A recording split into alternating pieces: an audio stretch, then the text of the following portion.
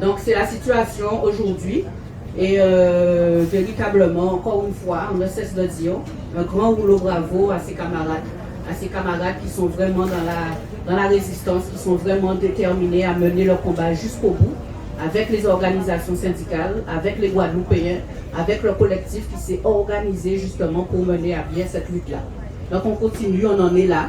On commence à préparer le mois de mai, mois de mémoire, mois de lutte, mois de résistance, avec le 1er mai, en première journée internationale de lutte des travailleurs.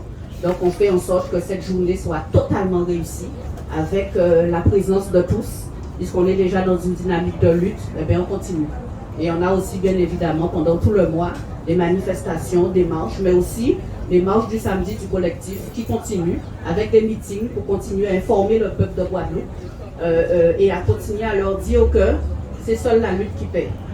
Ce ne sont pas ni les promesses électorales qu'on entend partout, ni les différents candidats, quel que soit le candidat, qui va changer quelque chose en Guadeloupe, puisque ça n'a jamais été le cas.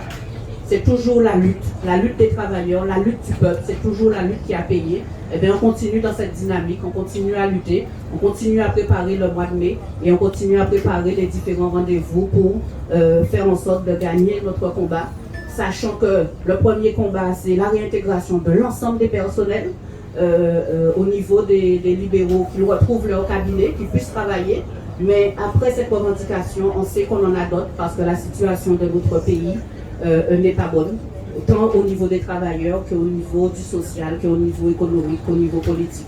Et les problèmes sont très grands. Je ne vais pas parler encore du chlordécone qu'on a, qui n'est jamais réglé, bien au contraire, puisqu'on voit que l'État commence à faire marche arrière, encore une fois, alors que plus de 90% de la population est contaminée par le chlordécone. Mais on a aussi tous les problèmes sociaux, les problèmes de chômage, les problèmes de précarité, etc., etc. Donc voilà la situation et les camarades, je pense, sont là. Ils vont poser des questions, faire part de leur témoignage, de leur vécu, parce qu'on peut en parler, mais c'est quand eux, ils en parlent, qu'on comprend véritablement ce qu'ils vivent, la souffrance, mais aussi ce qui est remarquable, leur détermination à continuer la lutte et à se battre, malgré les difficultés, malgré la pénibilité, malgré tout. Ils sont là, ils sont résistants, ils continuent. Donc on va leur laisser la parole. Et puis, ils vont s'exprimer, ils vont dire ce qu'ils ont à dire. S'ils ont des questions, ils vont poser des questions.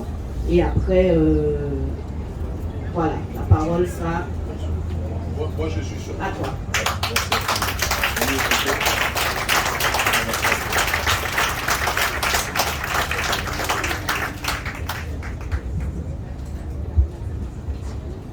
Alors, est-ce qu'il y a des soignants qui veulent parler?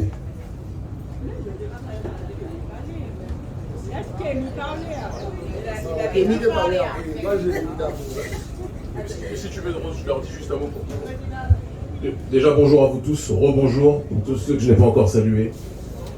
Comme je l'ai dit aux organisateurs, je suis vraiment venu pour m'enquérir de votre situation, puisque l'objectif est de faire en sorte que le drame social colonial, parce que pour moi, il n'y a pas l'un qui va sans l'autre, c'est un traitement colonial qui est présent ici, vous le savez mieux que moi, que ce drame-là soit connu en dehors de la Guadeloupe, que ce drame-là soit internationalisé dans sa problématique, que des gens d'Afrique, que des gens d'Amérique du Sud, que des gens d'Europe de l'Est puissent voir que l'État français, ou du moins l'élite française, je différencie l'élite du prolétariat, que l'élite française qui se présente comme l'élite des droits de l'homme, qui donne des leçons d'humanisme au reste de l'humanité, ne pratique pas ce qu'elle prône. Et donc pour cela, il faut que je puisse entendre vos témoignages, que je puisse entendre toutes les réflexions qui sont les vôtres. Je suis venu ici apprendre en priorité. D'accord ? Vous êtes pour nous, notre ONG Urgence panafricaniste et tous ceux qui sont quand même très nombreux que nous représentons dans le monde noir francophone, vous êtes pour nous des chevaliers silencieux, des gens qui risquent leur vie, qui risquent leur santé, qui sont privés de salaire par leur volonté de défendre les intérêts du peuple guadeloupéen. Et ça, pour moi, c'est le plus grand sens de l'héroïsme. Hommes et femmes que vous êtes, quels que soient vos âges, quelles que soient vos classes sociales, vous êtes des héros qui ne disent pas leur nom. Et si nous, par rapport à la portée que nous avons réussi à acquérir, malgré que l'État français fasse tout ce qui en soit possible pour nous éteindre ou nous diaboliser, si nous, avec la portée que nous avons, nous pouvons relayer vos doléances, vos réflexions et votre combat, alors nous aurons réussi notre mission. Hier, nous étions, c'est important de le dire, nous sommes venus parce que nous avons été en priorité sollicités par les familles, par des familles, en tout cas liées à l'affaire des grands frères qui ont été arrêtés. Nous sommes arrivés et nous avons quand même réussi à mobiliser déjà pas mal de médias sur ces questions. Aujourd'hui encore, ces dernières nous remercient pour cette démarche-là. Et c'est dans cette logique que nous sommes ici. Partout où nous pourrons aller vis-à-vis de ceux qui sont des chevaliers de cette cause, nous serons à leur côté. C'est le rôle de notre ONG. Et donc, je ne vais pas monopoliser la parole. Nous sommes venus pour vous écouter. Mais je vous le dis et je vous le répète, on vous aime profondément. On vous aime d'abord parce que vous êtes des guerriers. Vous vous battez. Vous n'êtes pas dans la victimisation, vous êtes dans un courage incroyable.